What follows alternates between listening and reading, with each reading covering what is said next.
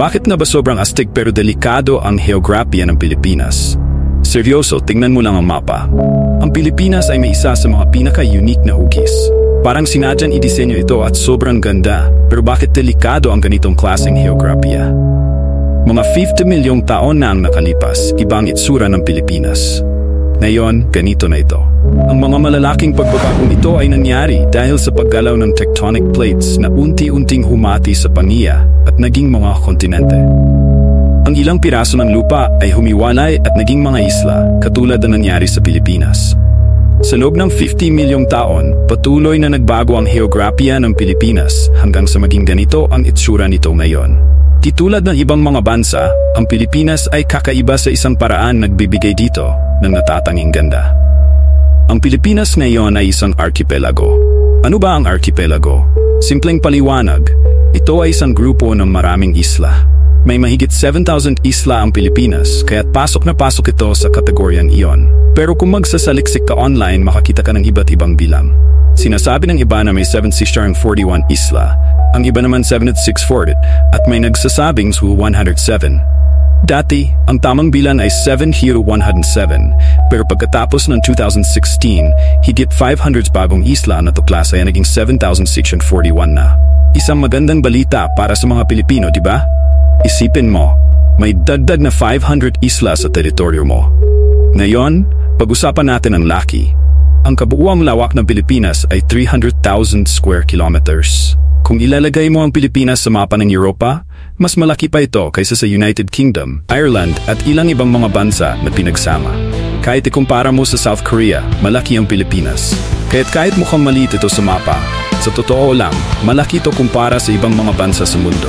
Ang pagiging archipelago ay may mga benepisyo, pero may mga hamon din. Pero bago tayo sumabak sa mga negatibo, mag-enjoy muna tayo sa mga positibo. Isipin mo, higit 7,000 isla ang Pilipinas. Ibig sabihin, libo-libong beach na pwedeng tuklasin, bawat isa ay isang natatanging hiyas. Hindi nakapagtataka na malaki ang papel ng turismo sa ekonomiya. Noong 2023 lang, nakapagbigay ng 480 bilyong piso ang turismo at tinanggap ng bansa ang mahigit 5.4 milyong international na bisita. At sino ba naman ang hindi pupunta? Ang mga kahangahangang baybayin ay nag-aalok ng itibang pakikipagsapalaran sa bawat turista. Marahil narinig mo na ang Boracay, isa sa pinakasikat na beach hindi lang sa Pilipinas kundi sa buong mundo. Pero ang Boracay ay isa lang sa napakaraming magagandang beach na nakalat sa archipelagong ito. Marami pa sa mga ito ay hindi pa nadidiskubre ng publiko. Ngunit hindi lang tungkol sa mga beach.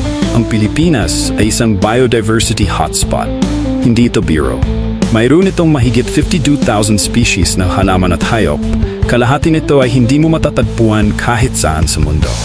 Tama, kalahati ng mga species na iyon ay endemic sa Pilipinas. Ito ang dahilan kung bakit isa ang bansa sa mga pinakamahalaga sa pananaliksik sa biodiversity. Pero ang kabilang panig ng heograpiya ng Pilipinas ay nagdadala ng panganib at hamon. Ang bansa ay nasa peligro ng mga natural na sakuna. Karaniwan na sa mga Pilipino ang humarap sa bagyo taon-taon. Sa katunayan, hindi na normal kung walang bagyong dadaan sa Pilipinas sa loob ng isang taon. Sa average, 20 bagyo ang dumadaan sa bansa bawat taon at 5 sa mga iyon ay mapanira, minsan pa'y super typhoons. Isipin mo, nakatira ka sa isang bahay kung saan inaasahan mong may 20 bisita bawat taon na susubukang sirain ang iyong bahay. Normal na iyon. Pero dahil dito, natutunan ng mga Pilipino ang pagharap sa mga sakuna sa mas handang paraan. Pero, bakit na ba ang Pilipinas ang madalas na ruta ng mga bagyo? Sasagutin natin yan sa sunod natin na video.